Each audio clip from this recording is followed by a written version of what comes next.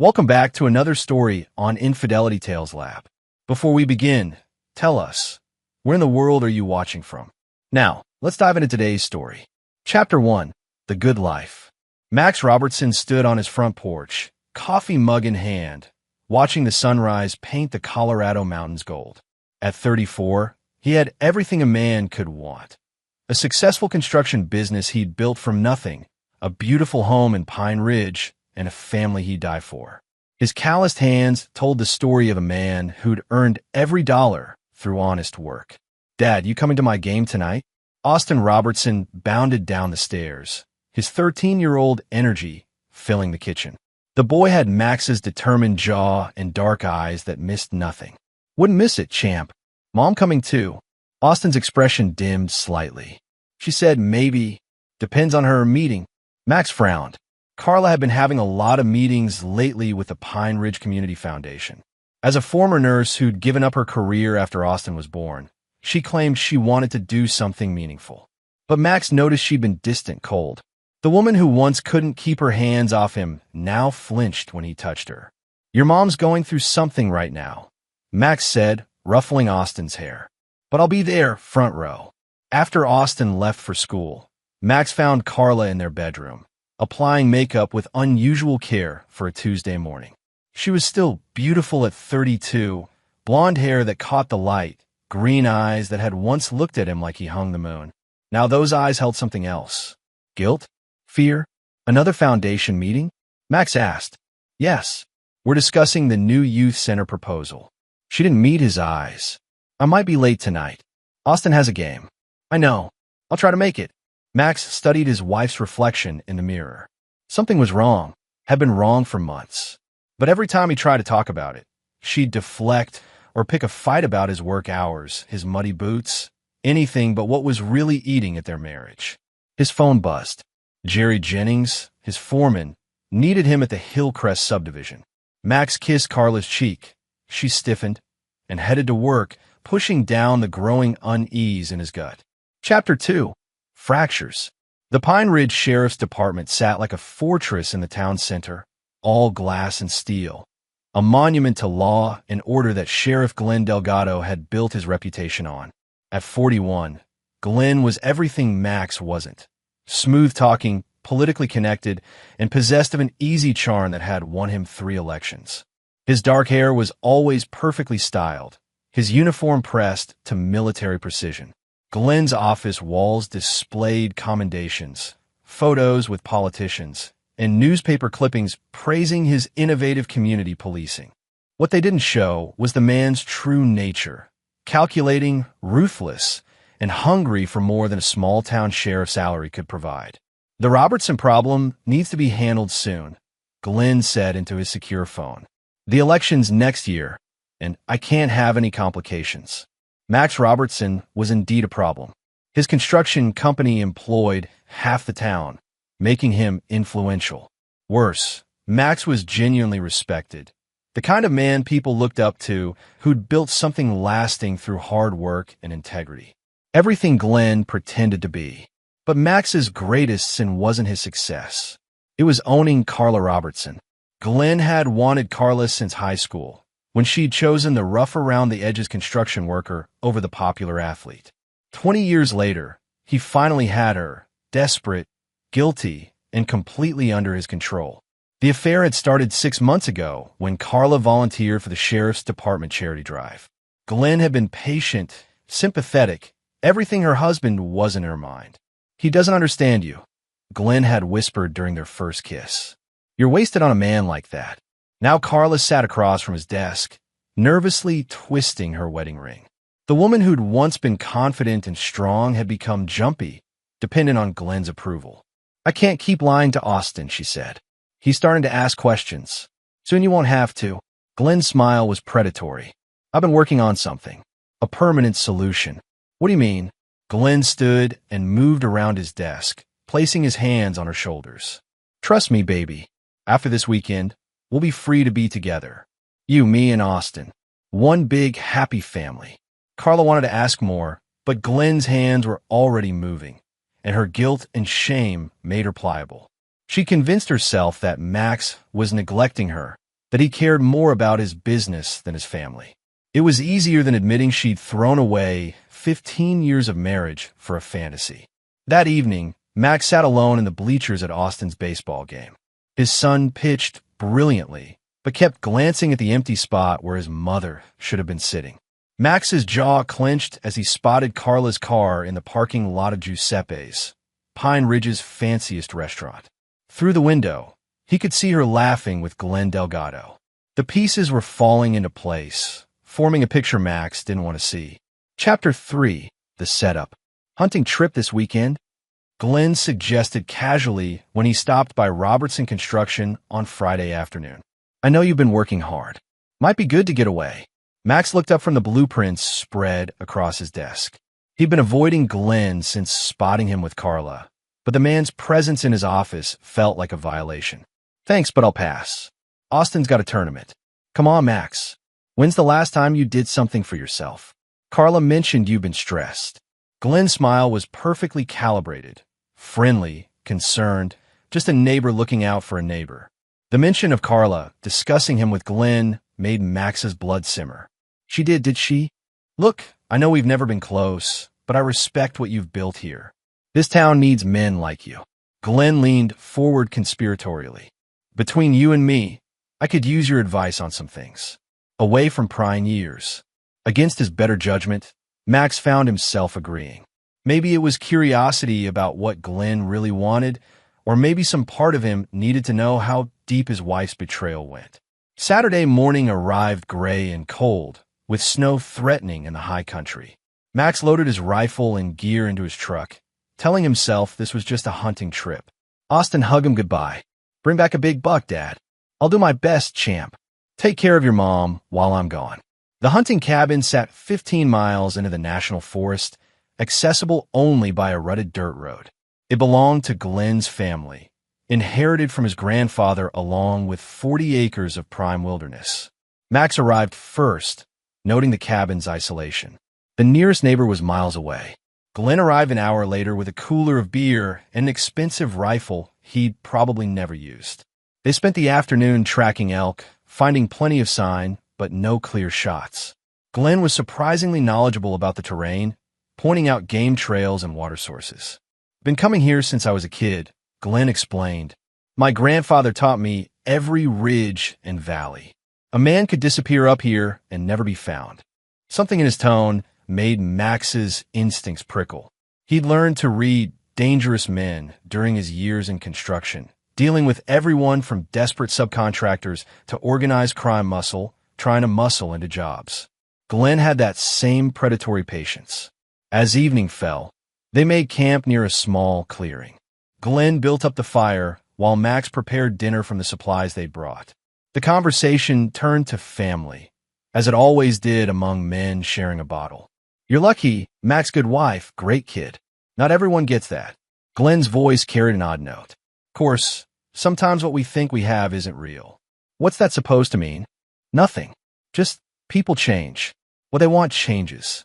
Max set down his beer, his full attention on Glenn now. You got something to say it. Glenn smiled, but it didn't reach his eyes. Just making conversation. The fire crackled between them, casting dancing shadows on the trees. Max felt like prey being circled, but he couldn't put his finger on why. This whole trip felt wrong. The isolated location, Glenn's strange comments, the way the man kept checking his phone. When Glenn suggested they split up in the morning to cover more ground, Max nodded agreement while mentally preparing for trouble. His hunting knife was sharp, his rifle loaded, and his instincts screaming that he was walking into a trap. He just didn't know how deep it went.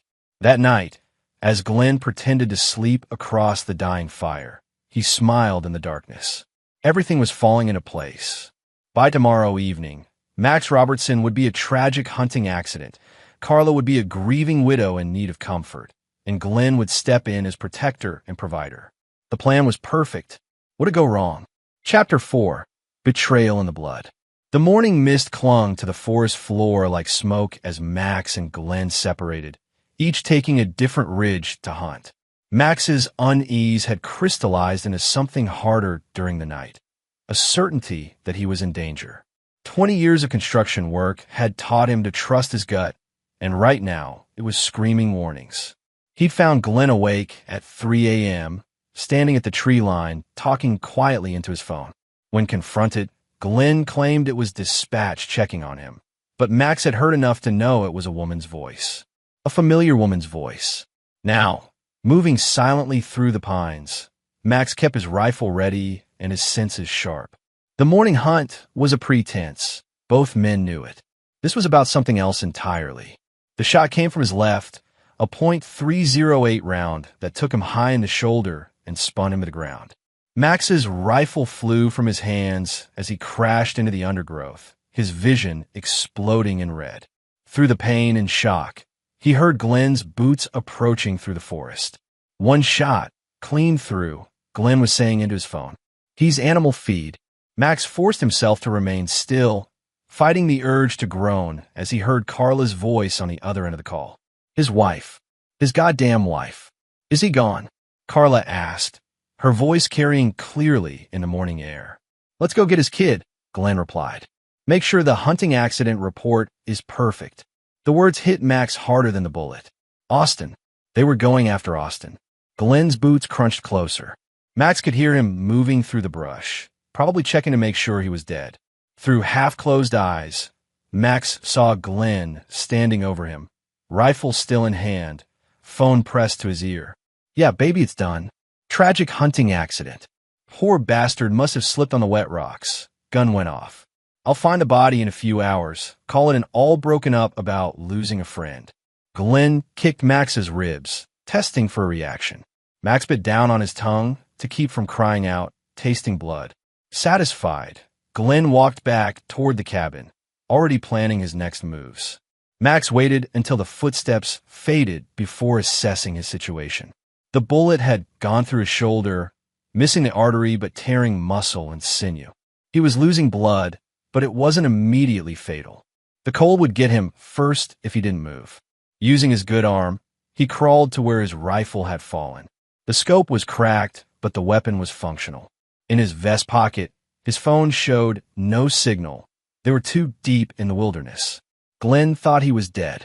That was an advantage, maybe the only one Max had.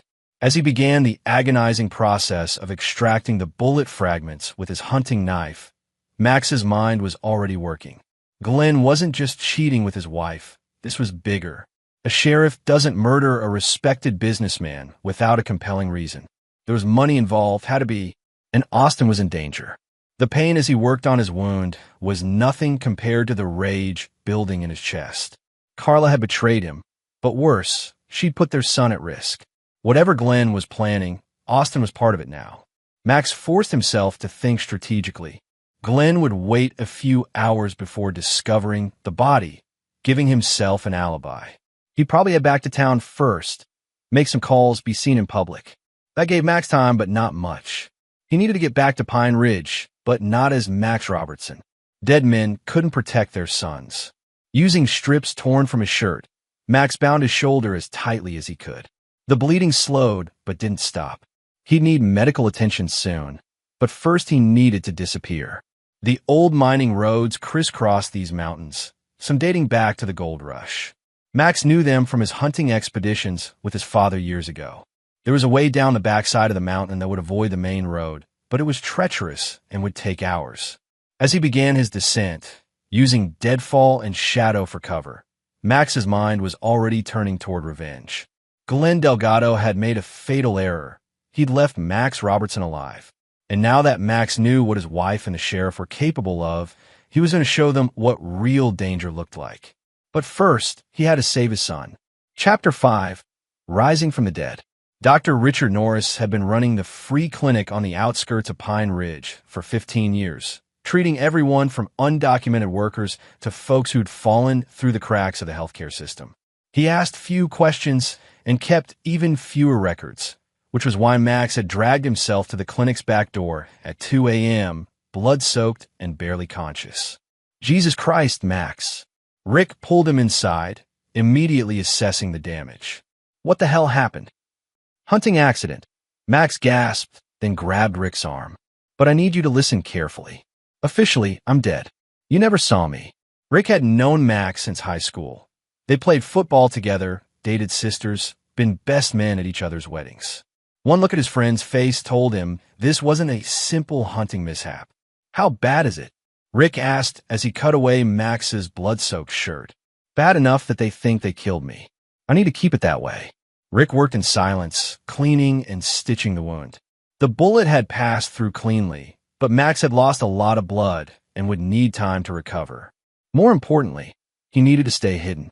"There's an apartment above the clinic," Rick said. "I use it for storage, but it's got a bed and a bathroom. You can lay low there." While Rick worked, Max filled him in on what had happened: Glenn's betrayal, Carla's affair, the threat to Austin. Rick's expression grew darker with each detail. "Glenn Delgado's been dirty for years," Rick said.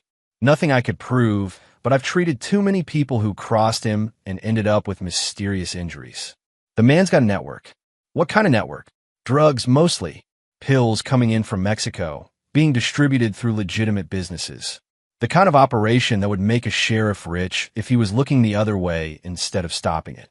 The pieces clicked into place. For Max, Glenn needed Carla not just for the affair. He needed her foundation work as a cover, and eventually he'd need her dead husband's construction company to launder money. With Max gone and Carla under his control, Glenn would have everything he needed. "Austin," Max said suddenly. "I need to know Austin's safe." Rick checked his phone. It's almost 3 a.m. Where would he be? Home. Probably asleep. Max tried to sit up, wincing, but Glenn said they were going to get him. "I have to. You have to stay put," Rick interrupted. "You're in no condition to fight anyone right now. Let me make some calls, see what I can find out." While Rick worked his contacts, nurses at the hospital, paramedics, people who saw everything in a small town, Max forced himself to think strategically. Glenn would wait until morning to discover his body, probably bringing other officers to make it look official. That gave Max a window, but he needed help. "Rick, I need you to do something for me, and I need you to ask no questions." An hour later, Rick's car pulled into the driveway of the small house where Jerry Jennings lived with his wife, Kay. Jerry had been Max's foreman for 8 years, a solid man who'd served 2 tours in Iraq before coming home to work construction. If anyone could be trusted in a crisis, it was Jerry. Kay Jennings answered the door in her robe, immediately alarmed by the late-night visit from the town doctor. "Is someone hurt?" she asked. "I need to speak with Jerry. It's about Max Robertson." Jerry appeared behind his wife, instantly alert. One look at Rick's face told him this wasn't a social call. "What's happened?" "Max is dead," Rick said carefully, sticking to the agreed-upon story. "But he needs your help." Jerry's expression didn't change. "Where is he?" 20 minutes later, Jerry was sitting beside Max's bed in the clinic, listening to the whole story. When Max finished, Jerry was quiet for a long moment. "So what's the plan?" "First, we make sure Austin's safe. Then we gather evidence on Glenn's operation.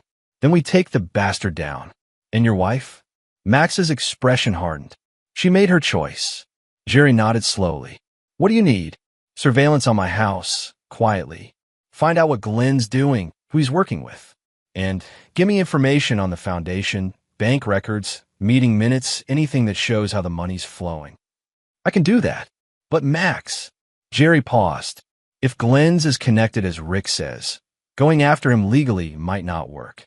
Men like that have judges in their pockets." Max met his friend's eyes. "Then we don't go after him legally." "That's what I was hoping you'd say." As dawn broke over Pine Ridge, Sheriff Glenn Delgado was preparing to become a grieving friend and public hero. But in the shadows, Max Robertson was very much alive and planning a war that would destroy everything Glenn had built. The hunter had become the hunted. Glenn just didn't know it yet. Chapter 6, The Gathering Storm. Glenn Delgado stood over what was supposed to be Max Robertson's body, his face a mask of professional concern for the benefit of deputies Dan McGraw and Wes Bacon. The problem was there was no body.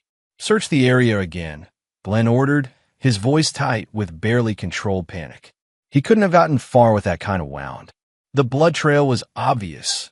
A man had been shot here, had crawled through the underbrush, and then vanished. Glenn's mind raced through possibilities, none of them good. Either Max was dead somewhere they hadn't found yet, or he was alive and dangerous.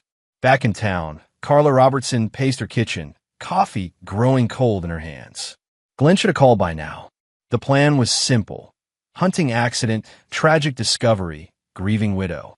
She'd already practiced her tears in the mirror. The knock on her door came at 9 a.m. Through the window, she saw Glenn's patrol car and felt relief flood through her. It was done, but when she opened the door, Glenn's expression killed that relief instantly. "We have a problem," he said, pushing past her into the house. "Where's Austin?" "At his friend Luke's house. Sleepover, remember?" "What problem?" Glenn grabbed her shoulders, his grip hard enough to bruise. "Max's body is gone." "Gone? What do you mean gone?" "I mean he's not where I left him. Either an animal dragged him off, or what?" Glenn's eyes were wild now, the careful control he'd maintained for months cracking. "Or he's alive, and we're fucked." Carla sank into a chair, the magnitude of what they'd done crashing over her. She'd convinced herself that Max was a neglectful husband, that he didn't love her anymore, that Glenn offered her a better life. But murder? When had she become someone who could be part of murder? "Maybe we should call it off," she whispered. "Tell everyone he's missing, organize search parties. He could still be alive out there, hurt." Glenn backhanded her across the face, the sound echoing through the kitchen. "It's too late for cold feet, baby. We're in this now, all the way." Across town, Jerry Jennings sat in his truck outside Pine Ridge Elementary, watching Austin Robertson walk to his first period class. The boy looked normal, happy even, unaware that his world had shattered overnight. Jerry's phone buzzed with a text from Max. Status report. "Kid's safe. At school. Delgado's been at your house all morning." "Good. Phase 2 starts tonight." Jerry started his truck and drove toward the industrial district, where Robertson Construction's main yard sat behind chain-link fencing. He had keys to everything. Max had trusted him that much, and he knew exactly what his boss needed. Meanwhile, in the clinic apartment, Max was going through the files Rick had gathered on Glenn's activities. The sheriff was careful, but not careful enough. There were patterns in the arrest records, cases that had been dropped or reduced, evidence that had mysteriously disappeared. More importantly, there were financial records from the community foundation that showed irregularities.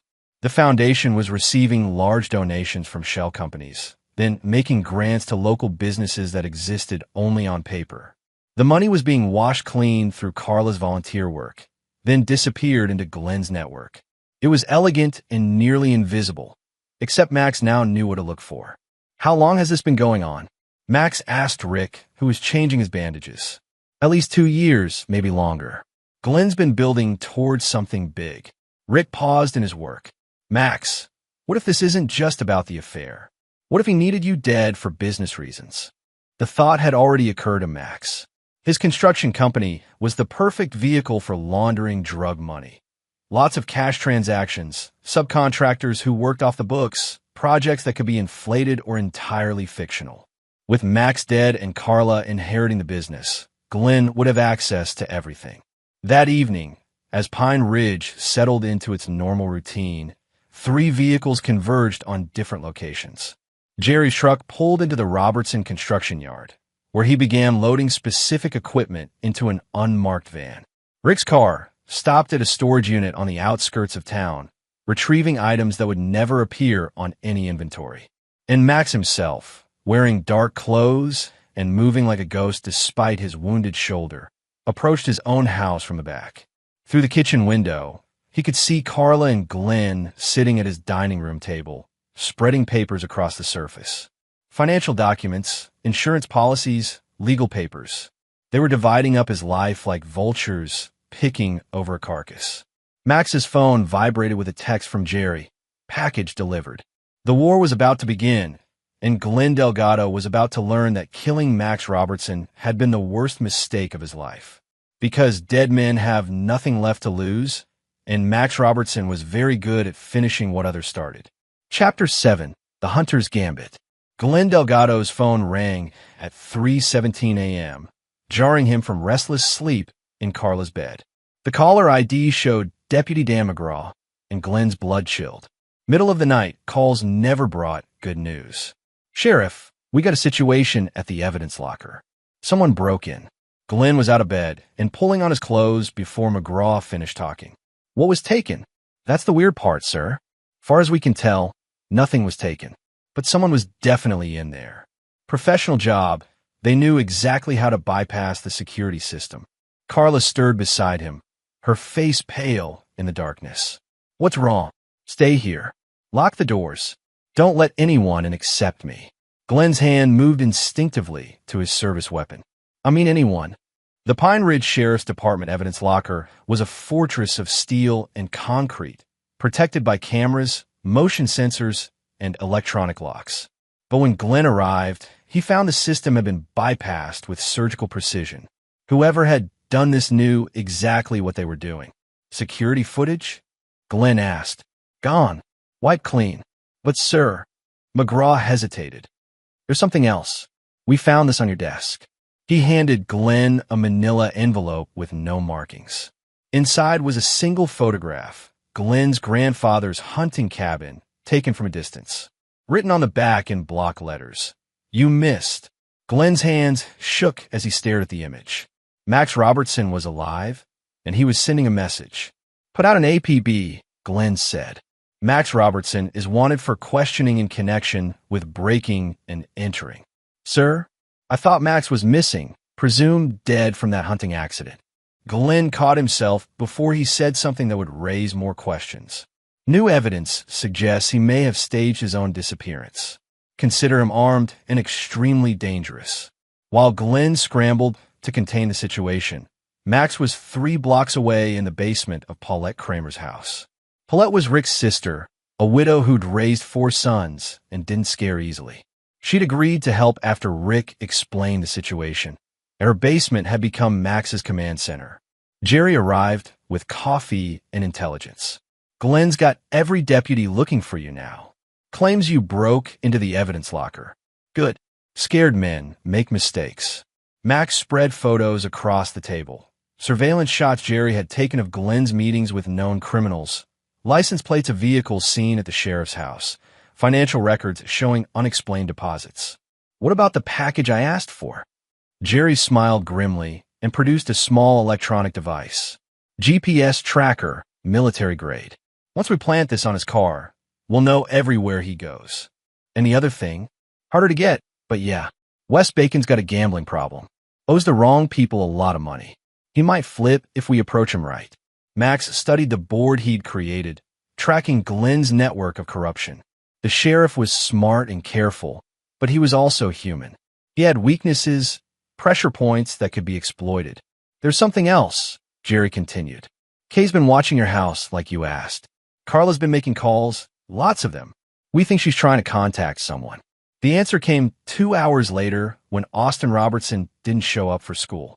By noon, every teacher and administrator at Pine Ridge Elementary was asking questions. By evening, the town was buzzing with rumors about the missing Robertson family. Max felt his carefully controlled rage threaten to boil over. Taking Carla was one thing. She'd chosen her side. But Austin was an innocent, and Glenn had just made this war personal in a way that could only end in blood. Where would they take him? Rick asked, finding Max pacing the basement like a caged animal. Not the cabin, too obvious now. Glenn's got properties, safe houses for his operation. Max's mind was racing through possibilities. But he needs somewhere secure, somewhere he can control access. The answer came from an unexpected source. Wes Bacon appeared at Paulette's back door at midnight, looking like a man who'd aged 10 years in a day. You Max Robertson? Jerry said you might want to talk. Max studied the deputy, young, scared, and over his head. You here to arrest me or help me? Help if I can. Glenn's got my kid too. The story came out in fragments. Glenn had been blackmailing Wes over his gambling debts, forcing him to look the other way on certain activities. But when Max turned up dead, Glenn had decided he needed more insurance. Wes's 8-year-old daughter Jillian was spending the weekend at his special location until the current situation was resolved. He's got them at the Old Morrison Ranch, Wes said, about 20 miles east of town. The place has been abandoned for years, but Glenn's been fixing it up. Uses it as a staging area for shipments coming up from Mexico. Max felt the pieces clicking into place. Glenn wasn't just worried about covering up Max's murder. He was preparing for something big. A major shipment, maybe his retirement score. But he'd made a fatal error in judgment. He'd threatened Austin. "Wes, you're going to help me get those kids back," Max said. "And then we're going to end Glenn Delgado once and for all." The deputy nodded, fear and determination warring in his expression. "What do you need me to do?" Max smiled, and it wasn't a pleasant expression. "We're going to give Glenn exactly what he's been afraid of. A ghost that won't stay dead." Chapter 8. Blood and Reckoning. The Morrison Ranch sat in a valley 20 miles from Pine Ridge, surrounded by rolling hills that provided perfect sight lines in all directions. It had been a working cattle operation until the family went bankrupt in the drought of 2018, and now the abandoned buildings served Glenn Delgado's darker purposes. Max lay prone on a ridge overlooking the ranch, using military-grade binoculars Jerry had borrowed from the National Guard Armory. Through the lenses, he could see 2 guards patrolling the perimeter and lights in the main house. A van and 3 cars were parked near the barn. More people than he'd expected. "Looks like Glenn's moving up his timeline," Jerry whispered beside him. "That's a lot of firepower for a babysitting job." Max's phone buzzed with a text from Wes Bacon, who was inside feeding Glenn information about the manhunt. "Big shipment arriving tomorrow night." Glenn's paranoid, talking about cleaning house and disappearing. The message confirmed Max's worst fears. Glenn wasn't just planning to wait out the storm. He was preparing to eliminate everyone who could connect him to the drug operation. That included Austin and Jillian, the 2 children who'd become loose ends. "We go in tonight," Max decided, "before that shipment arrives, and this place becomes a fortress." They had weapons, Jerry's hunting rifles and Max's service pistol from his Army days, but they were outnumbered and outgunned. The plan would have to rely on surprise, misdirection, and the fact that Glenn's men wouldn't be expecting a frontal assault from someone they thought was dead. At 2 a.m., Max made his move. He approached the ranch from the east, using an irrigation ditch for cover, while Jerry created a diversion on the west side, setting fire to an old haystack and then disappearing into the darkness. As the guards rushed to investigate the blaze, Max slipped through the perimeter. The main house was a 2-story farmhouse with a wraparound porch and too many windows to cover effectively. Max could hear voices inside, men talking in Spanish and English about shipment schedules and distribution routes. Glenn's operation was bigger than anyone had suspected. He found Austin and Jillian in the root cellar, bound and gagged but alive. Austin's eyes went wide when he saw his father, and Max pressed a finger to his lips before cutting their bonds. "Dad," Austin whispered. "They said you were dead." "Not yet, champ. But we need to move quietly." Leading the children through the darkness toward their extraction point, Max felt his phone vibrate. A text from Jerry. "Company coming. 3 vehicles, maybe 15 men. You need to go now." But as they reached the tree line, spotlights blazed to life around the ranch house. Glenn's voice echoed across the valley through a bullhorn. "Max Robertson, I know you're out there. You want your boy back. You come face me like a man." Max pushed Austin and Jillian toward Jerry's position. "Run. Jerry will get you to safety." "Dad, no. Go. Now." Austin hesitated, then kissed his father's cheek and ran into the darkness. Max watched until they disappeared, then turned toward the ranch house where Glenn waited.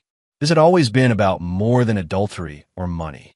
This was about power, control, and the fundamental question of what kind of man Max Robertson really was. Glenn had bet that Max was soft, that 15 years of comfortable suburban life had dulled the soldier's edge. He was about to learn how wrong he'd been. Max walked into the circle of light surrounding the ranch house, his hands visible but his rifle slung across his back. Glenn stood on the porch with 4 armed men, his sheriff's uniform immaculate even at this hour. "You should have stayed dead, Max." "Funny thing about that," Max replied. "Turns out I'm harder to kill than you thought." "Not that hard. 1 bullet did the job before, another will finish it." "Before you do something stupid, Glenn, you might want to know that Jerry's been recording everything. Your drug operation, your corruption, your involvement in my attempted murder. It's all documented and ready to be delivered to the FBI if anything happens to me." Glenn's confident smile faltered slightly. "You're bluffing." "Am I? Check your phone." I think you'll find some interesting photos. Glenn pulled out his phone and found dozens of images. Him meeting with cartel representatives, accepting envelopes of cash, overseeing drug shipments. His face went pale. Here's what's going to happen, Max continued. You're going to confess to everything. The affair, the attempted murder, the drug operation. And you're going to do it publicly. And if I refuse? Max's smile was colder than the mountain air. Then I stopped being civilized about this. Glenn raised his weapon, but Max was already moving. 20 years of construction work had kept him strong and fast, and his military training came flooding back. He rolled left as Glenn's shot went wide, came up behind cover, and put 3 rounds center mass into the sheriff's chest. The firefight that followed was brief and brutal. Max had position and motivation. Glenn's men had numbers, but were fighting for money, not survival. When the smoke cleared, Max was the only one left standing. Sirens wailed in the distance. Jerry had called in the cavalry once the children were safe.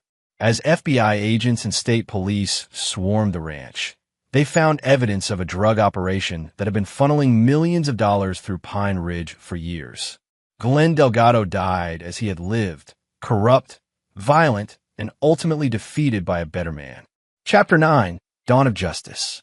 The courtroom in Denver was packed for Carla Robertson's sentencing hearing.